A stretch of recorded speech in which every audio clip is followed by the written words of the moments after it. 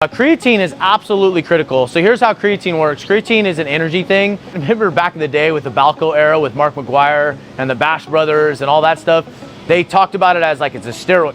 Not a steroid. I think we've moved well beyond that. And now all the evidence of creatine is really going towards the mental side, the brain side, and about how good it is for everyone, even if they're not necessarily working out.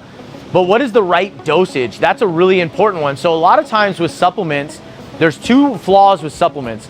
Number one, you'll get a supplement off Amazon and it's not even the real thing. It doesn't even actually provide you with what they're saying. A perfect example of that was creatine gummies. Creatine gummies that I read, there was a research that was done on some creatine gummies. I think they took 20 brands of creatine gummies and only like 3 of them actually had the dosage of creatine that they were touting as they had. Even the highest ones that are ranked the highest with the 5 stars were basically 5 stars because they tasted good.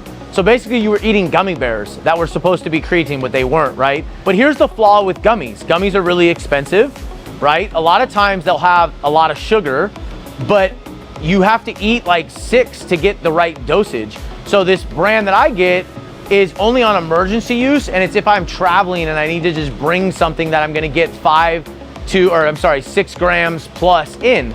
But here's the deal. 5 grams of creatine is gonna mainly be utilized by your muscles. When you go to 10 grams or even 15 grams, that's where your brain gets to start using that extra creatine, and that's gonna use it as energy. So if you really want to really get the most out of creatine, truthfully, 10 grams is gonna be a great dose because you're gonna give a lot of that and most of that to the muscle, especially if you're working out hard.